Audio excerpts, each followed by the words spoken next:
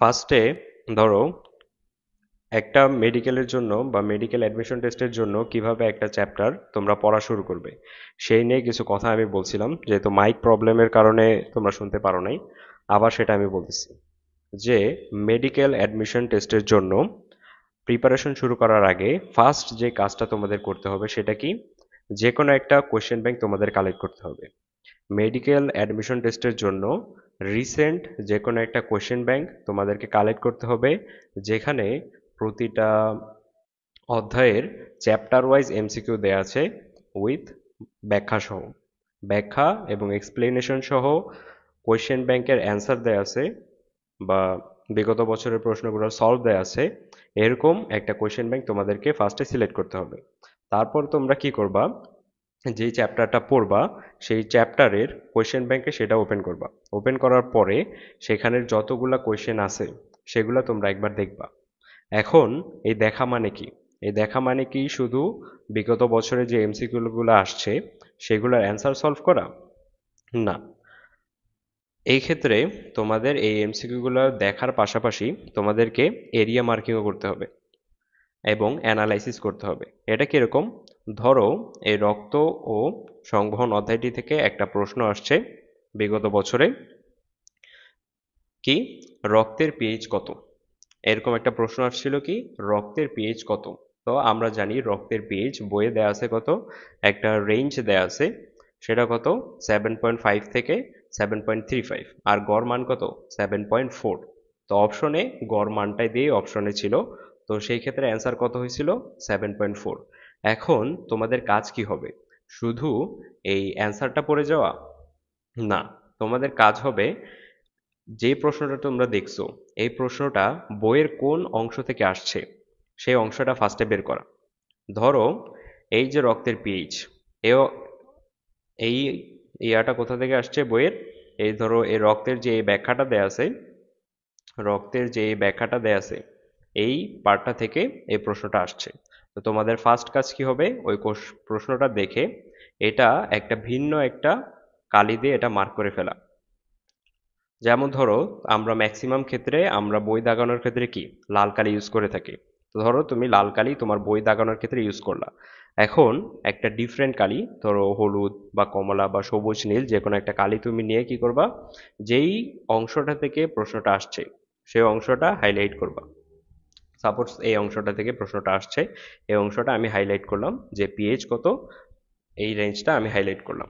Plus আরেকটা কাজ করতে হবে, এটা তো প্রশ্নের অ্যান্সারটা আসছে, প্লাস আরেকটা কাজ তোমাদের কি করতে হবে, যে এই প্রশ্নটা কোন টপিক থেকে আসছে সেই টপিকটাও মার্ক করে ফেলা। যেমন এটা কোন থেকে আসছে, এই রক্তের যে ফার্স্টে প্রাথমিক যে পর্যালোচনা বা আলোচনাটা আছে সেখান থেকে এই প্রশ্নটা আসছে, যেখানে রক্তের প্রাথমিক কিছু ধারণা দেয়া আছে বা কিছু ইনফরমেশন দেয়া আছে, এই অংশটা আসছে। তো তোমরা এই অংশটা মার্ক করে ফেলবা। প্লাস এটার পাশে এভাবে মেডিকেল কত সালে আসছে এভাবে তোমরা লিখে ফেলবা। ক্লিয়ার? তোমাদের ফার্স্ট কাজ কি হবে, যে কোনো একটা কোশ্চেন ব্যাংক নেওয়া, কোশ্চেন ব্যাংকের প্রতিটা এমসিকিউ বইয়ের কোন কোন জায়গা থেকে আসছে সেই জায়গাটা মার্ক করা, প্লাস যে টপিকটা আসছে ওই টপিকটাও মার্ক করে ফেলা। ঠিক আছে? এখন কিছু কিছু প্রশ্ন অনেক সময় আসে যে কোনটা সঠিক কোনটা নয়, এক্ষেত্রে কি করবো ভাইয়া? এই ক্ষেত্রে তোমরা যে কাজটা করবা সেটা কি, প্রতিটা এমসিকিউ প্রতিটা অপশন তোমরা দেখবা, যেটা রাইট সেটাও দেখবা, যেটা রং সেটাও দেখবা। কেন? কারণ ধরো তোমাকে জানতে চাইছে প্রশ্নে যে কোনটা সঠিক, ঠিক আছে? তাহলে অপশনের মধ্যে যে কোনো একটা হয়তো সঠিক আর বাকি তিনটা ভুল। এখন বাকি তিনটা যে ভুল, ওই তিনটা কেন ভুল এবং ওই তিনটার রাইট অ্যান্সারটা কি সেটাও তোমরা বের করবা। কারণ যে কোনো মুহূর্তে বা যে কোনো উম, সামনের যে কোনো ভর্তি পরীক্ষায় সেখান থেকে প্রশ্ন আসার পসিবিলিটিস সবচেয়ে বেশি। কারণ তোমরা জানো যে মেডিকেল ভর্তি পরীক্ষায় কিন্তু প্রশ্ন রিপিট হয় না, টপিক রিপিট হয় কিন্তু প্রশ্ন কখনোই রিপিট হয় না। টপিক রিপিট হইতে পারে কিন্তু প্রশ্ন কখনোই হুবহু রিপিট দেবে না। ধরো এই রক্তের এই টপিকটা থেকে আসছে যে পিএইচ কত, ঠিক আছে? পরবর্তী বছরে হয়তো পিএইচ আসবে না, হয়তো অন্য কোনো ডেটা আসবে যে কত লিটার রক্ত থাকে এটা আসতে পারে, অথবা ওজনের কত পার্সেন্ট এটা এটা আসতে পারে, অথবা টেম্পারেচারটা আসতে পারে, আপেক্ষিক গুরুত্বটা আসতে পারে। সব কি এই রক্তের যে প্রাথমিক আলোচনাটা আছে এখান থেকে। বুঝছো? তোমাদের কি করতে হবে, এগুলার প্রতিটার টপিকগুলাও বা যেসব টপিক থেকে আসছে ওই টপিকটাও মার্ক করতে হবে। ঠিক আছে, এটা তোমাদের ফার্স্ট কাজ, যে কোশ্চেন ব্যাংক নিবা, প্রতিটা অধ্যায় শুরু করার আগে কোশ্চেন ব্যাংক নিয়ে সেখানে বইয়ে দাগাবা, প্লাস ওই টপিকটা মার্ক করবা। সেকেন্ড যে কাজটা করতে হবে তোমাদের, কি কাজ করতে হবে, সেকেন্ড আরেকটা কাজ করতে হবে, সেটা কি, মেডিকেল স্ট্যান্ডার্ড ক্লাস করবা, সেটা অনলাইন হোক বা অফলাইন, অনলাইন হোক অথবা অফলাইন, মেডিকেল স্ট্যান্ডার্ড যে কোনো একটা ক্লাস করবা। ক্লাস কেন করবা, কারণ ক্লাস করার মাধ্যমে তোমরা বুঝতে পারবা যে বইয়ের কোন কোন জায়গা তোমার পড়তে হবে, কোন কোন জায়গা তোমার পড়তে হবে না, কোন কোন জায়গা তোমার স্কিপ করলেও চলবে। প্লাস বইয়ের যেসব তথ্যগুলো আছে এগুলা তুমি কিভাবে ইজিলি মনে রাখতে পারবা, বা ভবিষ্যতে ফিউচারে এখান থেকে কি ধরনের কোশ্চেন আসতে পারে, কিভাবে আসতে পারে, এগুলা কিভাবে সলভ করতে হবে, সেগুলার স্ট্র্যাটেজি তোমাকে ওই ক্লাসে শিখিয়ে দেওয়া হয়। সেজন্য সেকেন্ড কাজ তোমার কি হবে, যে কোনো একটা মেডিকেল স্ট্যান্ডার্ড ক্লাস করবা, অনলাইন অথবা অফলাইন। এখন তো ক্লাস করলা, ক্লাস করার পরে তোমার কাজ কি হবে, ক্লাস করার পরে তোমার কাজ হবে মেইন বুকটা একবার ভালো করে পড়া। ক্লাস পড়ার ক্লাস করার পরে তোমার কাজ কি হবে ভাইয়া, মেইন যে বুকটা আছে সেই বুকটা তোমার ভালো করে পড়া, একবার ওই অধ্যায়টা ভালো করে পড়া। এখন মেইন বইয়ের ক্ষেত্রে আমরা কি, বোটানির ক্ষেত্রে আমরা হাসান স্যারের বই, জুওলজির ক্ষেত্রে আজমল স্যারের বই, ফিজিক্সের ক্ষেত্রে ইসাক স্যারের বই, কেমিস্ট্রির ক্ষেত্রে হাজারি নাগ স্যারের বই আমরা ফলো করি। তো ওই বইসমূহ থেকে তুমি ওই অধ্যায়টা একবার ভালো করে পড়ে ফেলবা। এখন তুমি মেইন বুকও পড়ে ফেললা, নেক্সট তোমার কাজ কি হবে, এক্সট্রা ইনফোগুলো পড়ে ফেলা। নেক্সট তোমার কাজ কি হবে ভাইয়া, এক্সট্রা যে ইনফোগুলো আছে সেই এক্সট্রা ইনফোগুলো পড়ে ফেলা। এখন এক্সট্রা ইনফো তোমাদের বিভিন্ন কোচিং সেন্টার থেকে আলাদা বই হিসেবে দিতে পারে, বা কখনো কখনো কি তোমাদের কখনো কখনো আলাদা শিট হিসেবে দিতে পারে, বা পিডিএফ হিসেবে দিতে পারে, অন্য বইয়ের দাগানো বই হিসেবে দিতে পারে। যেভাবে দেখ ওই ইয়াগুলো থেকে তুমি এক্সট্রা ইনফোগুলো পড়ে ফেলবা, স্পেশালি বোটানি আর জুওলজির ক্ষেত্রে। ঠিক আছে, এখন তুমি এক্সট্রা ইনফো করে ফেললাম, তোমার কোশ্চেন ব্যাংক অ্যানালাইসিসও ডান হয়ে গেল, তুমি ক্লাসও করে ফেললাম, তুমি মেইন বুকটাও একবার ভালো করে পড়ে ফেলছো, এক্সট্রা ইনফো পড়ে ফেলছো। এখন তোমার কাজ কি হবে, পর্যাপ্ত সংখ্যক এমসিকিউ প্র্যাকটিস করা। তোমার কাজ কি কি হবে এখন ভাইয়া, পর্যাপ্ত সংখ্যক এমসিকিউ প্র্যাকটিস করা। কারণ তুমি যতই পড়ো না কেন, যতই যাই করো না কেন, আলটিমেটলি তুমি যদি প্র্যাকটিস না করো তাহলে তোমার একটা চ্যাপ্টারের উপরে প্রিপারেশন কখনোই 100% কমপ্লিট হবে না। কারণ তুমি পরীক্ষার হলে তুমি ধরো অনেক ইনফো পারো, অনেক ইনফো পারবা, তোমাকে যদি যথেষ্ট সময় দেওয়া হয় তুমি হয়তো অনেকগুলো পারবা, কিন্তু পরীক্ষার হলে টাইমটা কিন্তু লিমিটেড থাকে। পরীক্ষার হলে এটা যাচাই করা হয় যে একটা লিমিটেড টাইমের মধ্যে প্রেশারাইজড অবস্থায় তোমার ব্রেন কতটা ফাংশনালি কাজ করে, তোমার ব্রেইন ওই প্রেশারের মধ্যে কম সময়ের মধ্যে কতটা ফাংশনালি কাজ করে রাইট অ্যান্সারটা ডেলিভার করতে পারে। সেজন্য এমসিকিউ প্র্যাকটিসের কোনো বিকল্প নাই, যে কোনো একটা প্র্যাকটিস বুক থেকে তোমরা এমসিকিউ প্র্যাকটিস করবা। তারপরে কি করবা এমসিকিউ প্র্যাকটিসের পরে, last and most important, exam. Last and most important কাজ কি ভাইয়া, এক্সাম। তোমাদের একটা যে কোনো একটা এক্সাম ব্যাচে থাকো, তোমরা অনলাইনে পড়ো অথবা অফলাইনে পড়ো, যে কোনো জায়গায় যে এক্সামটা নিবে সেই এক্সামে অ্যাটেন্ড করা, এবং এই এক্সামটা তোমরা ভালো করে দিবা।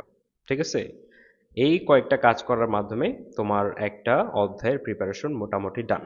লাস্ট আরেকটা কাজ কি করতে হবে তোমাদের, একটা নির্দিষ্ট টাইম পর পর রিভিশন দেওয়া। লাস্ট আরেকটা কি কাজ করতে হবে ভাইয়া তোমাদের, একটা নির্দিষ্ট টাইম পর পর যে অধ্যায়টা পড়ছো সেই অধ্যায়টা রিভিশন দেওয়া। তাহলেই তোমার ধরো একটা চ্যাপ্টার মেডিকেল অ্যাডমিশন টেস্টের জন্য মোটামুটি কমপ্লিট বলতে পারো।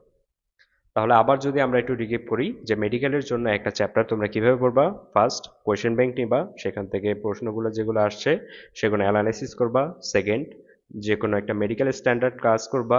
থার্ড, ক্লাস করার পরে মেইন বুকটা ভালো করে পড়বা। ফোর্থ, মেইন বুক পড়ার পরে এক্সট্রা ইনফোগুলো পড়বা, specially for botany and zoology. তারপরে এমসিকিউ প্র্যাকটিস করবা, দেন এক্সাম দেবা, তারপর একটা নির্দিষ্ট সময় পর পর রিভিশন। ঠিক আছে, এইটুকু পর্যন্ত সবাই ক্লিয়ার কিনা? আর কারো কোনো প্রশ্ন থাকলে আমাকে করতে পারো। নওশিন জাহান জিজ্ঞেস করছে কি ভাইয়া এক্সট্রা ইনফো তো ক্লাসের সময় কিছু কিছু বলে দেয়, বাট একটা চ্যাপ্টারের এক্সট্রা ইনফো কিভাবে পাবো ভাইয়া, বুক কিনতে হবে? হ্যাঁ, ক্লাস নেওয়ার সময় ক্লাস নেওয়ার সময় আমরা বা তুমি যেখানে পড়ো না কেন সেখানে পর্যাপ্ত সংখ্যক এক্সট্রা ইনফো দিয়ে দেয়, কিন্তু তার বাইরেও অনেক সংখ্যক এক্সট্রা ইনফো থাকে যেগুলা ক্লাস টাইমে ধরো দেওয়া পসিবল হয়ে ওঠে না। তো ওগুলার জন্য দেখবা অনলাইন অফলাইনে আলাদা শিট প্রোভাইড করতে পারে, বা দেখো উন্মেষের ক্ষেত্রে মেডিট্রিক্স, রেটিনার ক্ষেত্রে ডাইজেস্ট এগুলো প্রোভাইড করে থাকে। আর অনলাইনের ক্ষেত্রে দেখবা যে বিভিন্ন এক্সট্রা রাইটারের যেগুলো প্রয়োজন হয় এগুলা মার্ক করে দেয়, মার্ক করে আলাদা পিডিএফ আকারে তোমাদেরকে প্রোভাইড করা হয়, সেখান থেকে তোমরা পড়ে নিবা। ঠিক আছে? নওশিন জাহান, তোমার প্রশ্নের অ্যান্সার কি পেয়েছো? ক্লিয়ার? আর কারো কোনো প্রশ্ন থাকলে এই বিষয়ে জিজ্ঞেস করতে পারো, যে একটা চ্যাপ্টার আমরা কিভাবে মেডিকেলের জন্য পড়বো।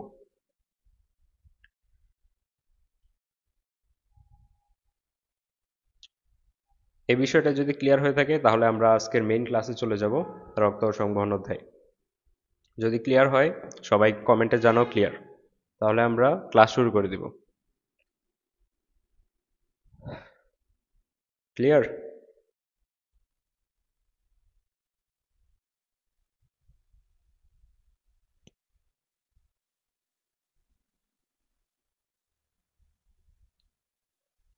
আচ্ছা ঠিক আছে, তাহলে আসো আমরা আজকে আমাদের মেইন ক্লাস শুরু করে দিই। ফার্স্ট, মেডিকেল অ্যাডমিশন টেস্টের জন্য যদি জুওলজি থেকে সবচেয়ে ইম্পর্ট্যান্ট একটা চ্যাপ্টারের কথা বলো, তাহলে সবার প্রথমে যে চ্যাপ্টারটার নাম আসবে সেটা কি? রক্ত ও সঞ্চালন। রক্ত ও সঞ্চালন প্রায় প্রতি বছরই দেখা যায় এই অধ্যায়টা থেকে অনেক প্রশ্ন আসে, একটা দুইটা পর্যন্ত প্রশ্ন আসে, হয়তো কিছু কিছু বার মিস যায়। কিন্তু আমাকে যদি বলো যে ভাইয়া মেডিকেল অ্যাডমিশন টেস্টের জন্য জুওলজির মধ্যে সবচেয়ে ইম্পর্টেন্ট চ্যাপ্টার কি, সেটা কি? রক্ত ও সঞ্চালন। এবং এই রক্ত ও সঞ্চালন থেকে তুমি যদি জিজ্ঞেস করো যে কোনগুলো পড়বো ভাইয়া কোনগুলো পড়বো না, এক্ষেত্রে আমার সাজেশন হবে এই অধ্যায়টি থেকে প্রায় সবগুলো ইনফোই মোটামুটি প্রয়োজন হয়, দুই একটা ইনফো বাদে প্রায় ম্যাক্সিমাম ইনফো মেডিকেল ভর্তি পরীক্ষায় আসার মতো। তো চলো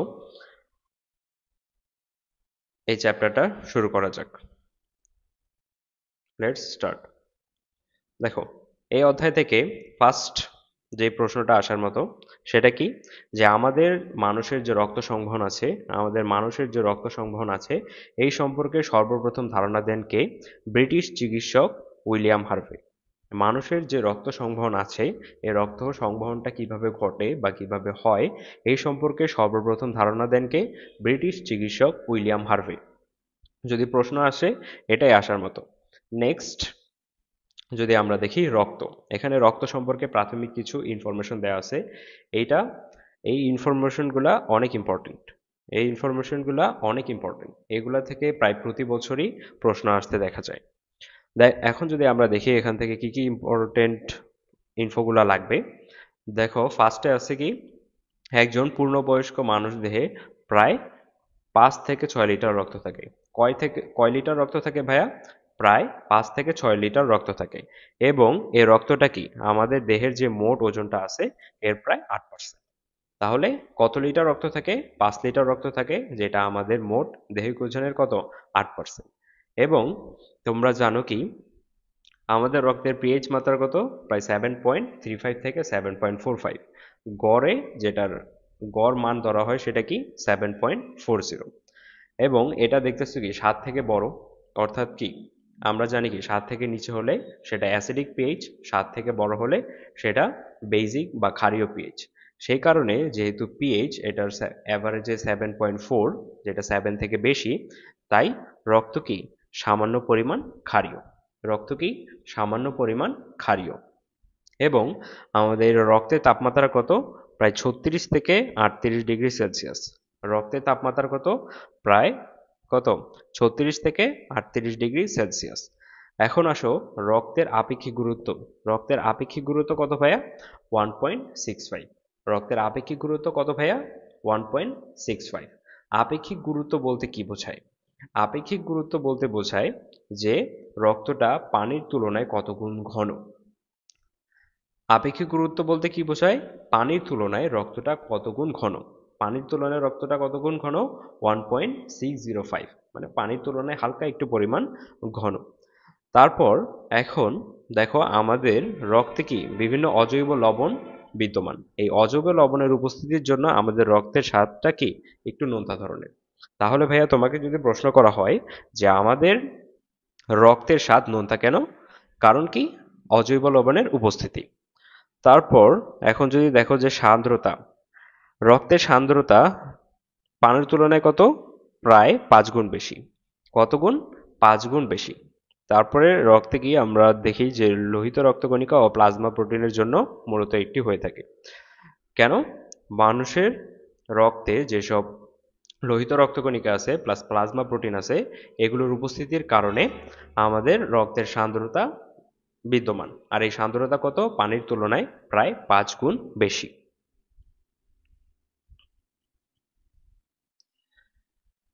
নেক্সট পার্টটা যদি আমরা দেখি, রক্তের সাধারণ কার্যাবলী। এই পার্ট থেকে তোমরা কি করবা? জাস্ট হেডলাইন যেগুলো আছে এগুলা ভালো মতো দেখবা। জাস্ট কি দেখবা? হেডলাইন যেগুলো আছে এগুলা ভালো মতো দেখবা। ভিতরেও আর প্রথমবার পড়ার সময় ভিতরেরগুলো একটু রিডিং দিবা। পরবর্তীবারে যখন তোমরা রিভিশন দিবা তখন শুধু হেডলাইনগুলো পড়লেই হবে। যেমন আমরা জানি যে আমরা বিভিন্ন খাদ্যসার গ্রহণ করার পরে আমরা যেসব কার্বোহাইড্রেট গ্রহণ করি সেগুলা বিপাকের মাধ্যমে কি হয়? গ্লুকোজ তৈরি করে। আমরা যেসব প্রোটিন বা আমিষ গ্রহণ করি সেগুলা বিপাকের মাধ্যমে অ্যামিনো অ্যাসিড তৈরি করে। তারপরে আমরা যেসব চর্বি জাতীয় খাদ্য খাই সেগুলো থেকে আমাদের ফ্যাটি অ্যাসিড আর গ্লিসারল উৎপন্ন হয়।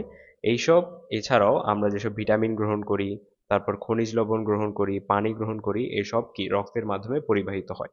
আর আমরা কি এইসব glucose, amino acid, fatty acid, glycerol এগুলো কি আমাদের পুষ্টিদ্রব্য না? তো তাহলে এসব যেহেতু রক্তের মাধ্যমে পরিবহন করছে, তাহলে রক্ত কি পুষ্টিদ্রব্য পরিবহন করে। আমরা বলতে পারি কি রক্ত পুষ্টিদ্রব্য পরিবহন করে। তারপর আমরা জানি যে হার্ট বা আমাদের হৃৎপিণ্ড থেকে রক্ত কি ফুসফুসে যায়। ফুসফুসে বাতাস থেকে যেসব অক্সিজেন আসে সেসব অক্সিজেন কি রক্তের মধ্যে চলে যায় এবং রক্ত পুরো বডি থেকে বা দেহ থেকে যেসব কার্বন ডাইঅক্সাইড নিয়ে আসে সেগুলা ফুসফুসে ত্যাগ করে দেয়, যেটা আমাদের শ্বাসনালীর মাধ্যমে বের হয়ে যায়। এবং আমরা এখানে যে গ্যাসেস এক্সচেঞ্জের মাধ্যমে অক্সিজেন আমাদের ব্লাডে প্রবেশ করলো, আমাদের রক্তে প্রবেশ করলো, সেগুলা কি পরে আবার হৃৎপিণ্ডে ফেরত আসে এবং হৃৎপিণ্ড থেকে পুরো দেহে কি অক্সিজেনযুক্ত রক্ত পরিবহন করে। তাহলে আমরা কি বলতে পারি যে রক্ত শ্বসন গ্যাস পরিবহন করে। তারপর আমাদের বিভিন্ন বিপাক নিয়ন্ত্রণ করার জন্য হরমোনের প্রয়োজন হয়, ভিটামিনের প্রয়োজন হয়। তারপরে আমাদের বডি বিভিন্ন পরজীবীর সংক্রমণ হলে বা অ্যান্টিজেনের সংক্রমণ হলে আমাদের বডিতে অ্যান্টিবডি প্রডিউস হয়ে সেটা কি নিয়ন্ত্রণ করে ফেলে বা সেগুলোকে ধ্বংস করে ফেলে। তাহলে কি রক্ত কি কাজ করতেছে? আমাদের বিপাক নিয়ন্ত্রণ বিভিন্ন দ্রব্যাদিও পরিবহন করতেছে। কি করতেছে ভাইয়া?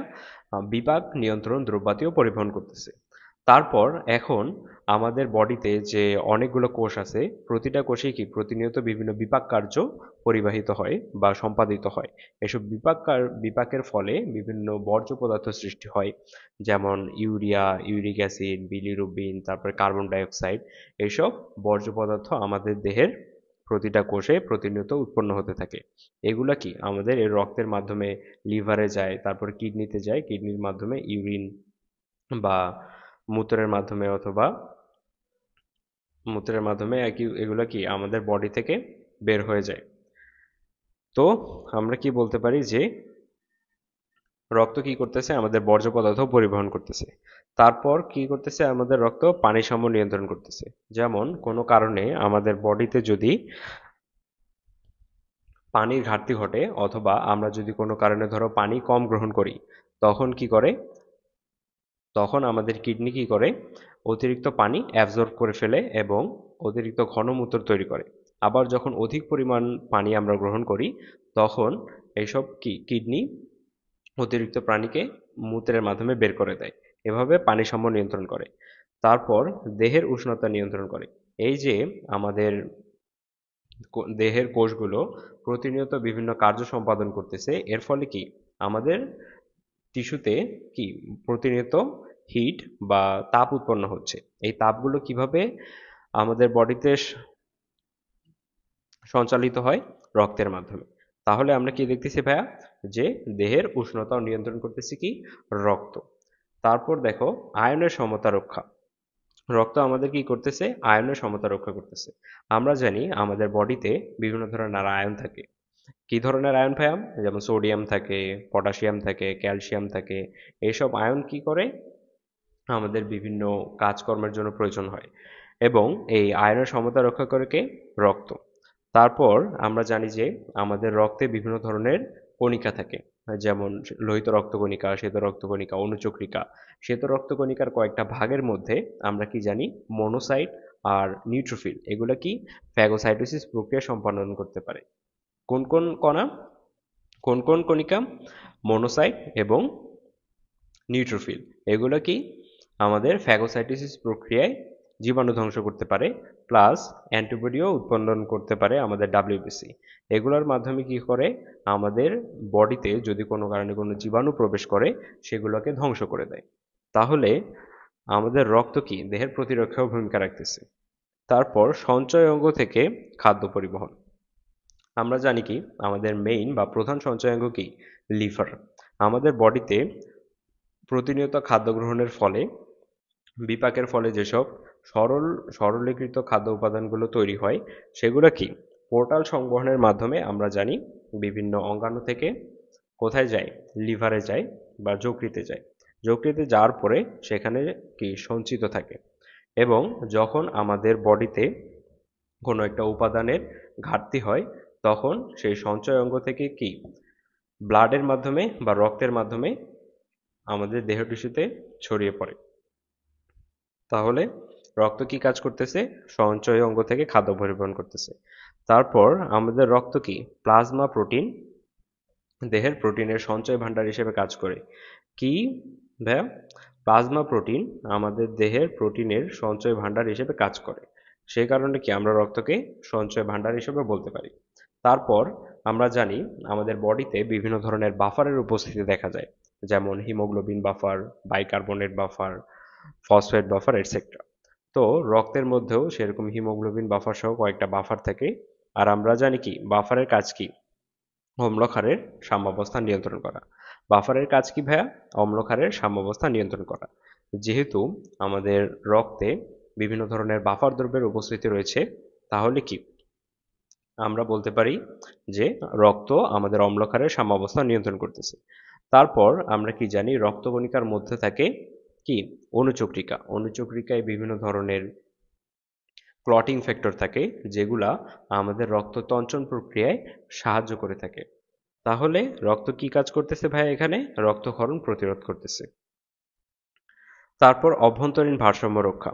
যেমন ধরো আমাদের পানির পরিমাণ বেড়ে গেলে কি হচ্ছে ভাইয়া, পানির পরিমাণ বেড়ে গেলে আমাদের বৃক্ক অতিরিক্ত পরিমাণ মূত্র তৈরির মাধ্যমে অতিরিক্ত পানিকে দেহ থেকে বের করে দিচ্ছে। আবার যখন পানির ঘাটতি হচ্ছে, তখন পানি শোষণ করে ঘন মূত্র তৈরির মাধ্যমে কি হচ্ছে, অতিরিক্ত পানির যে বের হয়ে যাওয়া সেটাকে বাধা দিচ্ছে।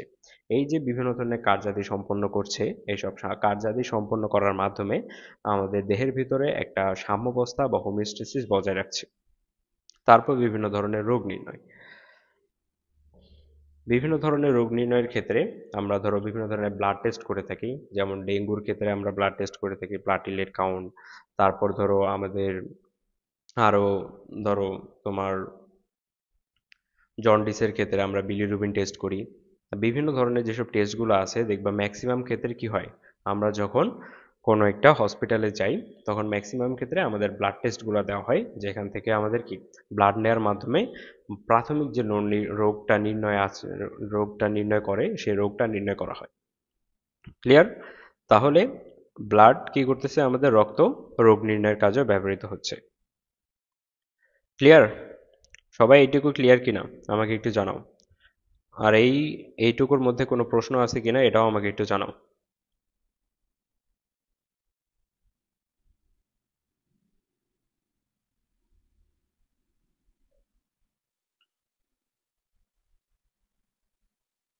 ক্লিয়ার সবাই? কোনো প্রশ্ন থাকলে আমাকে করতে পারো।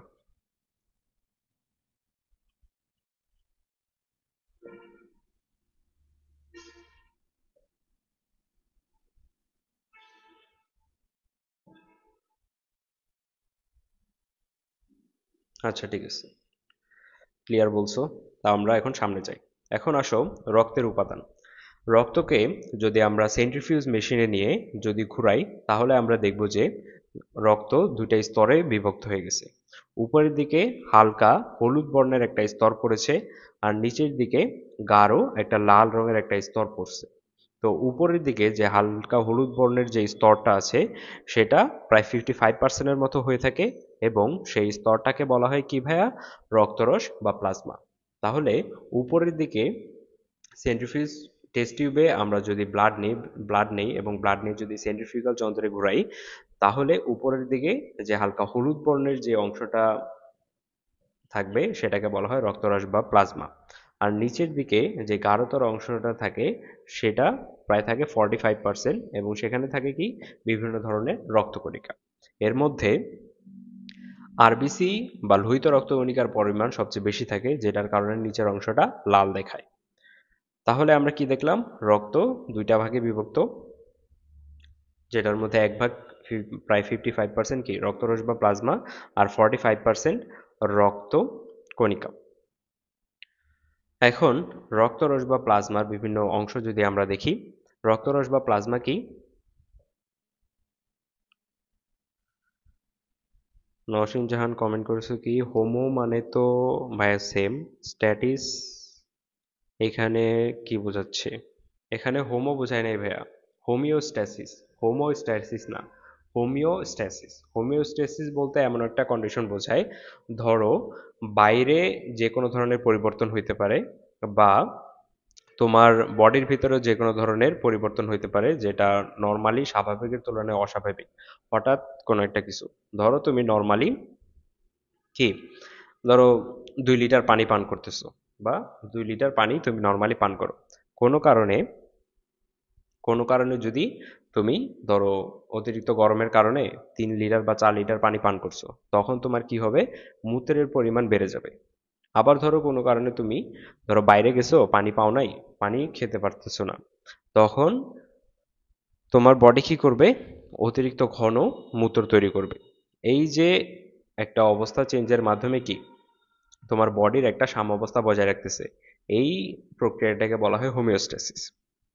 স্ট্যাটিস কি কোনো অবস্থা বোঝাচ্ছে? হ্যাঁ, এই যে অভ্যন্তরীণ যে সাম্যাবস্থা, সেই সাম্যাবস্থাটাকে একসাথে হোমিওস্ট্যাসিস বলা হয়। ক্লিয়ার? ক্লিয়ার কিনা জানাও নওশীন জাহান।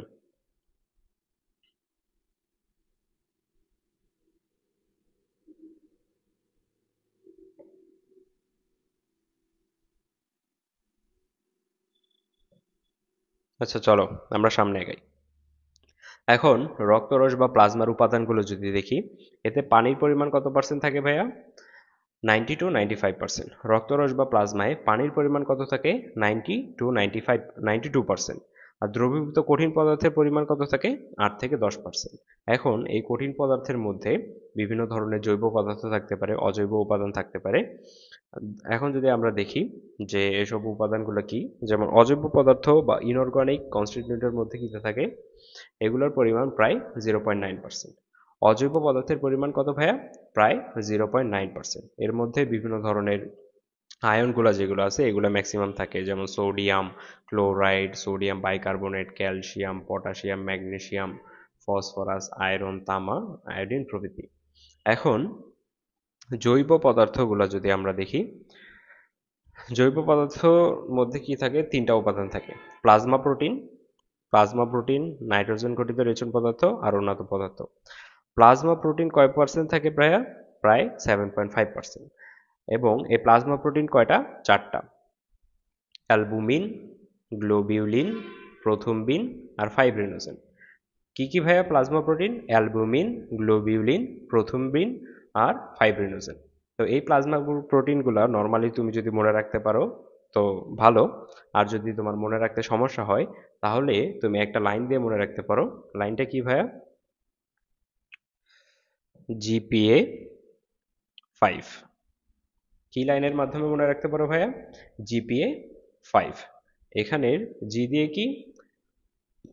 গ্লোবিউলিন, পি দিয়ে প্রথমবিন, এ দিয়ে অ্যালবুমিন, 5 দিয়ে fibrinogen. GPA 5, globulin, prothrombin, albumin, fibrinogen. ঠিক আছে, ক্লিয়ার? এখন আসো নাইট্রোজেন ঘটিত রেচন পদার্থ। নাইট্রোজেন ঘটিত রেচন পদার্থের মধ্যে কি কি আছে? Urea, uric acid, creatinine, xanthine, ammonia. কি কি? Urea, uric acid, creatinine, xanthine, ammonia. এগুলো তোমরা নর্মালি মনে রাখতে পারো, অথবা একটা লাইন দিয়ে তোমরা এগুলো মনে রাখতে পারো। লাইনটা কি ভাইয়া?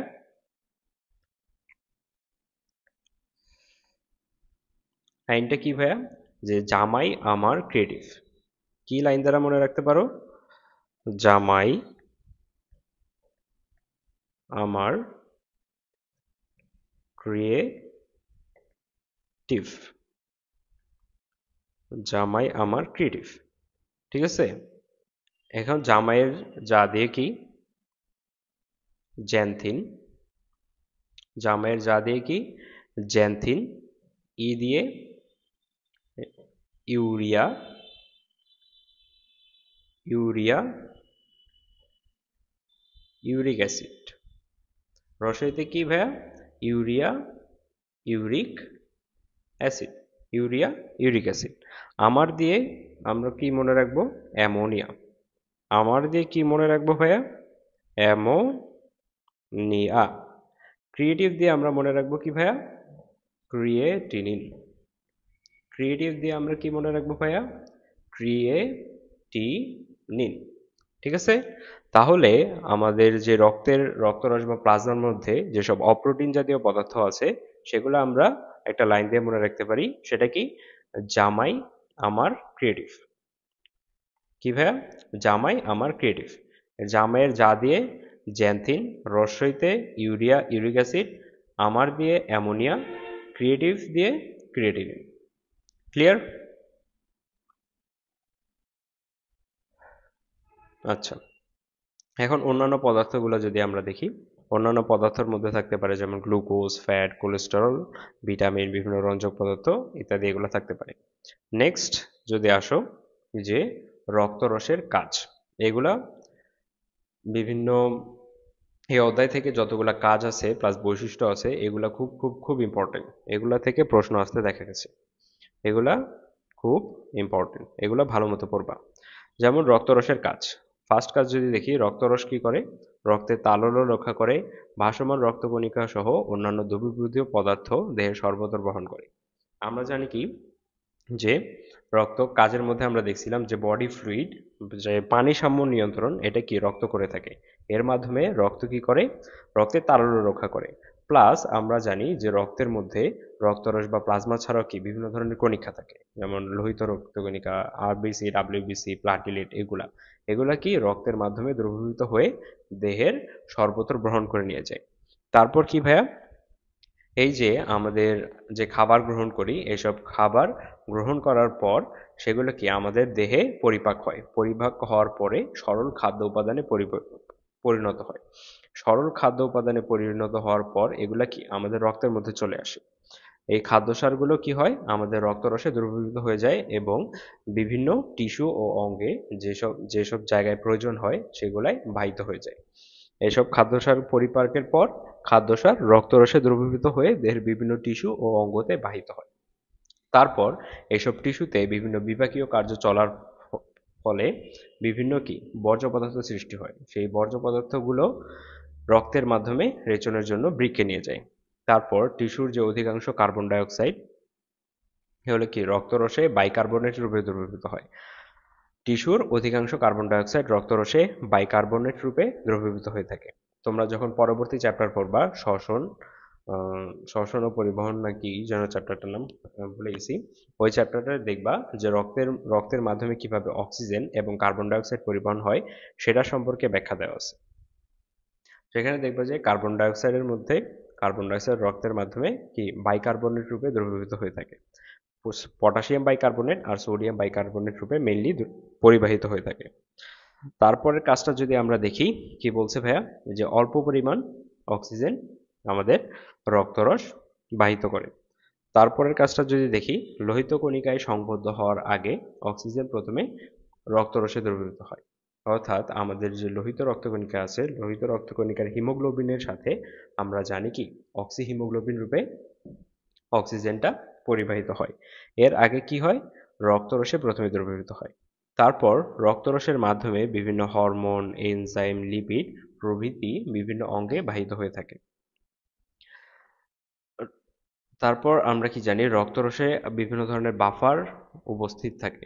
এসব বাফারের উপস্থিতির কারণেই কি আমাদের রক্তগুলা অম্লক্ষারের ভারসাম্য রক্ষা করে থাকে। এছাড়াও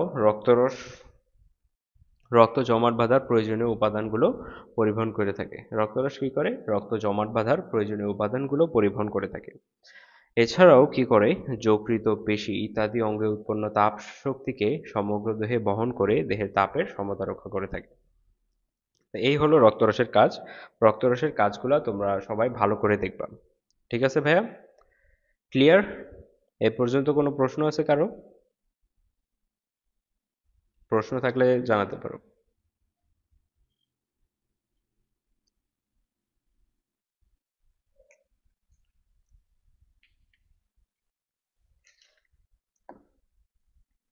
আচ্ছা, আমরা সামনে আগাই। এখন আসো বিভিন্ন রক্তকণিকা নিয়ে যদি আমরা একটু পড়াশোনা করি। দেখো দেখো রক্তের উপাদান হিসেবে ভাসমান বিভিন্ন কোষকে কি বলা হয় ভাইয়া? রক্তকণিকা। এগুলা কোন প্রক্রিয়ায় সৃষ্টি হয়? এইসব যে রক্তকণিকাগুলো আছে এগুলো যে প্রক্রিয়ায় সৃষ্টি হয় সেই প্রক্রিয়াটার নাম কি? হিমাটোপয়সিস। মানে রক্তের যেসব কণিকা আছে, আমরা কি জানি আরবিসি, ডাব্লিউবিসি, প্লাটিলেট, এগুলা যে প্রক্রিয়ার মাধ্যমে সৃষ্টি হয় সেই প্রক্রিয়াকে কি বলা হয় ভাইয়া? হিমাটোপয়েসিস। ঠিক আছে, অন্যান্য কোষের মতো স্ববিভাজিত হয়ে সৃষ্টি হয় না বলে এদের কোষ না বলে কণিকা বলা হয়।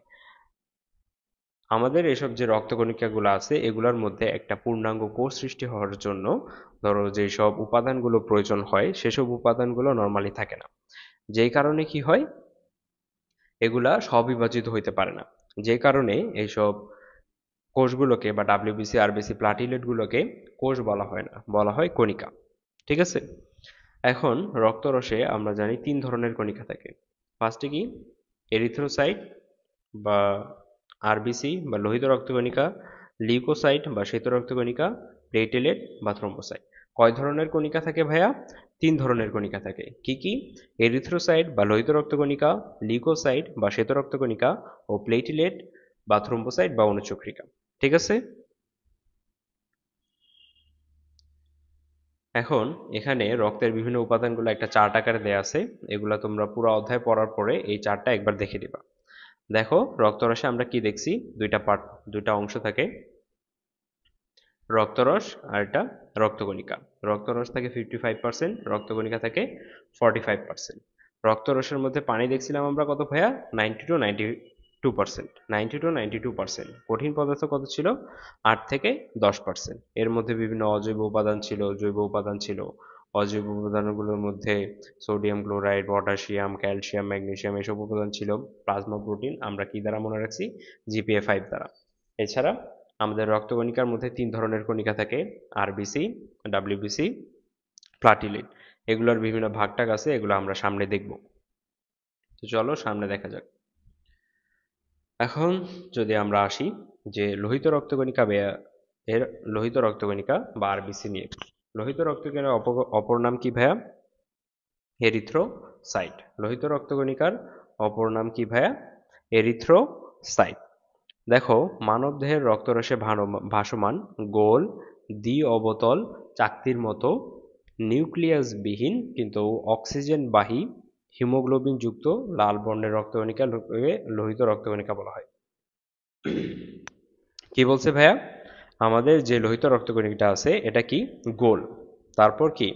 দ্বি অবতল, মানে এটা প্রায় মানে এরকম টাইপ থাকে যে সাইড দিয়ে মোটা কিন্তু মাঝখানে চ্যাপ্টা টাইপের। অ্যালপেন লিবের চকলেট খাইছো না তোমরা ছোটবেলায়? ওই অ্যালপেন লিবের চকলেটের মতো, দ্বি অবতল চাকতির মতো, প্লাস নিউক্লিয়াসবিহীন। পরিণত আরবিসি কি ভাইয়া?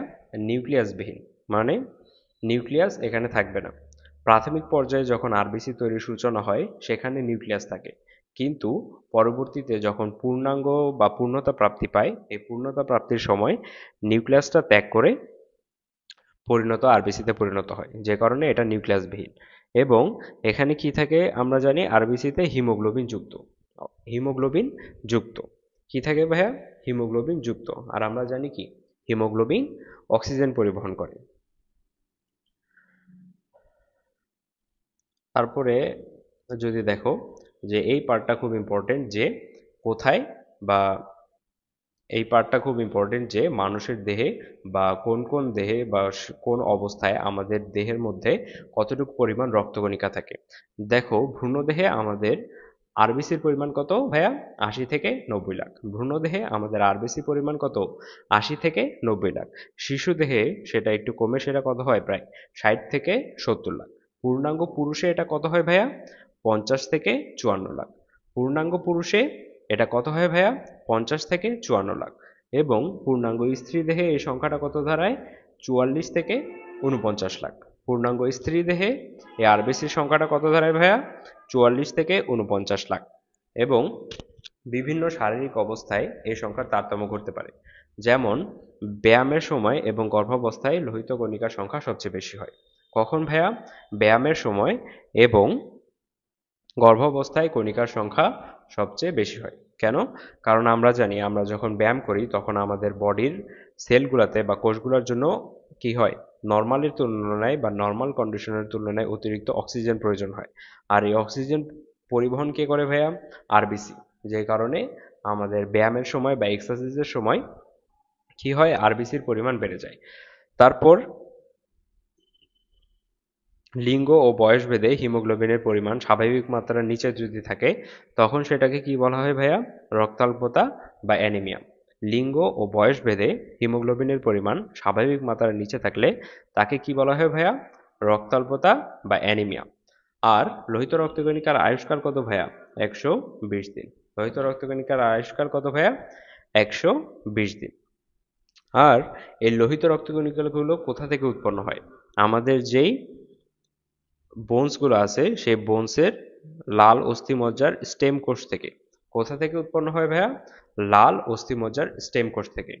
তোমরা অবশ্যই কি মুরগির হাড়টার হয়তো অনেকে চাবায় টাবায় খেয়ে দেখছো, ওটা যদি চাবান দিয়ে ভাঙো দেখতে পারবা কি ভিতরে লাল লাল এক ধরনের অংশ দেখা যায়, সেটাই কি আমাদের লাল অস্থিমজ্জা। এই লাল অস্থিমজ্জায় স্টেম সেল থাকে। কি থাকে ভাইয়া, স্টেম সেল। এই স্টেম সেল থেকে আমাদের আরবিসি সহ বাকি যেই কণিকাগুলো আছে যেমন প্লাটিলেট, তারপর ডাব্লিউবিসি, এই সবগুলো সেখান থেকে উৎপন্ন হয়। এখন ধরো কোনো কারণে আমাদের বডিতে ধরো অক্সিজেনের ফ্লো বা অক্সিজেনের প্রবাহ কমে গেছে, তখন এই কম অক্সিজেন মাত্রা কে শনাক্ত করবে ভাইয়া, বৃক্ক। তখন এই কম অক্সিজেন মাত্রা কি বৃক্ক শনাক্ত করবে এবং সঙ্গে সঙ্গে এরিথ্রোপয়েটিন নামে এক ধরনের হরমোন উৎপন্ন করবে। কি হরমোন উৎপন্ন করবে ভাইয়া, এরিথ্রোপয়েটিন নামে এক ধরনের হরমোন উৎপন্ন করবে, যেটা কি করবে আমাদের রেড বোন ম্যারোকে সিগন্যাল প্রদান করবে, যেটা অতিরিক্ত পরিমাণ আরবিসি প্রোডাকশনে হেল্প করবে।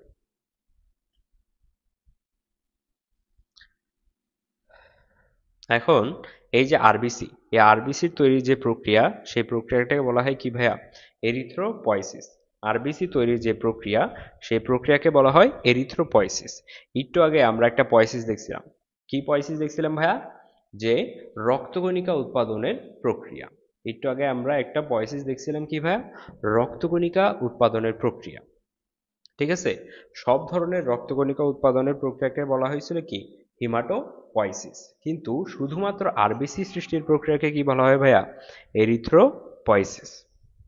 এখন প্রতিটি হিমোগ্লোবিন অণু দুই ধরনের ইয়াতে গঠিত, দুই ধরনের গঠনের গঠিত। একটা একটা অংশ কি, হিম নামক লৌহ ধারণকারী রঞ্জক, আরেকটা অংশ কি, গ্লোবিন নামক এক ধরনের প্রোটিন।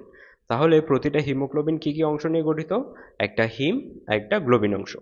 এখন প্রতিটি আমাদের বডিতে বা দেহে কতটুকু পরিমাণ হিমোগ্লোবিন থাকতে পারে সেটার অংশটা যদি আমরা দেখি, পুরুষ দেহে কতটুকু হিমোগ্লোবিন থাকে ভাইয়া, 13.5 থেকে 17.5 গ্রাম পার ডেসিলিটার।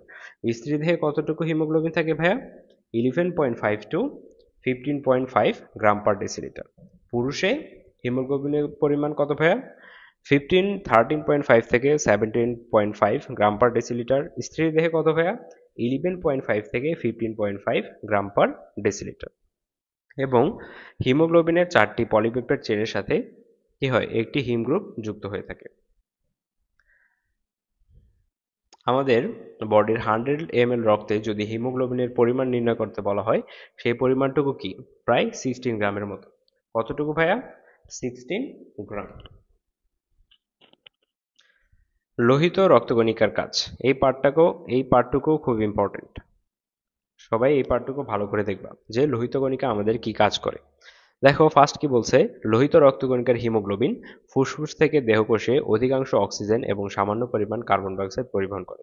আমরা জানি কি, হৃৎপিণ্ড থেকে আমাদের যখন রক্তগুলো ফুসফুসে যায়, সেখানে অক্সিজেনগুলো হিমোগ্লোবিনের সাথে যুক্ত হয় এবং কার্বন ডাই অক্সাইডগুলো কি দেহ থেকে হিমোগ্লোবিনের সাথে যুক্ত হয়ে প্লাস অন্যান্য মাধ্যমে ফুসফুসে গিয়ে ফুসফুস থেকে দেহের বাইরে বের হয়ে যায় এবং অক্সিজেনগুলো হিমোগ্লোবিনের সাথে যুক্ত হয়ে আমাদের দেহে পরিবহন করে।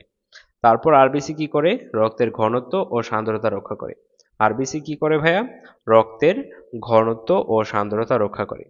এই পরের কাজটা যদি দেখি, এগুলোর হিমোগ্লোবিন অন্যান্য অন্তঃকোষীয় বস্তু বাফার রূপে রক্তের অম্লক্ষারের ভারসাম্য রক্ষা করে। কি করে ভাইয়া? রক্তের অম্লক্ষারের ভারসাম্য রক্ষা করে। তারপর এসব আরবিসির প্লাজমা ঝিল্লিতে বিভিন্ন অ্যান্টিজেন প্রোটিন সংযুক্ত থাকে। কি থাকে ভাইয়া? প্লাজমা ঝিল্লিতে বিভিন্ন অ্যান্টিজেন প্রোটিন সংযুক্ত থাকে। অ্যান্টিজেন প্রোটিন সংযুক্ত থাকে যেগুলো মানুষের ব্লাড গ্রুপ নির্ণয়ে সহায়তা করে। যখন আমরা ব্লাড গ্রুপ নির্ণয় করতে যাই, তখন আমরা কি করি, বিভিন্ন অ্যান্টিবডি আমরা স্লাইডে নিয়ে, ধরো এটা একটা স্লাইড, এই স্লাইডের মধ্যে ফার্স্টে ধরো ব্লাড ড্রপ নেই, ধরো এটা একটা ব্লাড ড্রপ আমরা এখানে দিলাম। ব্লাড ড্রপ নেওয়ার পরে এখানে বিভিন্ন অ্যান্টিবডি দেওয়া হয়। ধরো এখানে এ অ্যান্টিবডি দিলাম বা বি অ্যান্টিবডি দিলাম, বা দেওয়ার পরে এটা যদি ধরো ক্লট হয়ে যায়, যদি ক্লট হয় তাহলে কি অ্যান্টিজেন অ্যান্টিবডির রিয়াকশন হয়েছে, তার মানে এখানে কি এই অ্যান্টিজেনটা উপস্থিত আছে। আর যদি ক্লট না হয় তার মানে কি এখানে এই অ্যান্টিজেনটা ছিল না, তাই এখানে কোনো বিক্রিয়া হয় নাই এবং কোনো ধরনের ক্লট এখানে সৃষ্টি হয় নাই।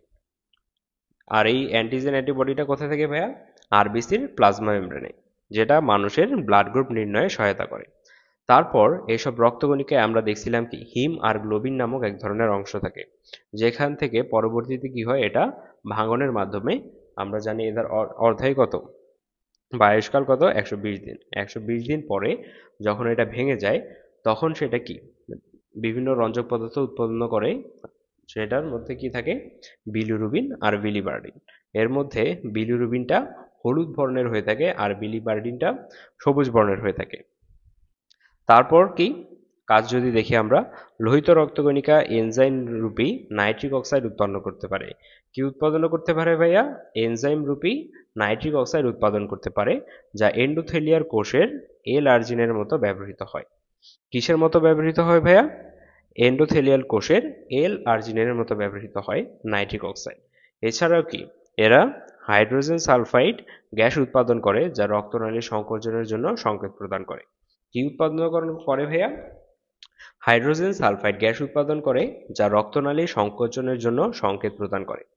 এরপরে কাজটা যদি আমরা দেখি, এরা অনেক সময় দেহের অনাক্রম্যতায় সাড়া প্রদান করে বা ইমিউনো রেসপন্স করে।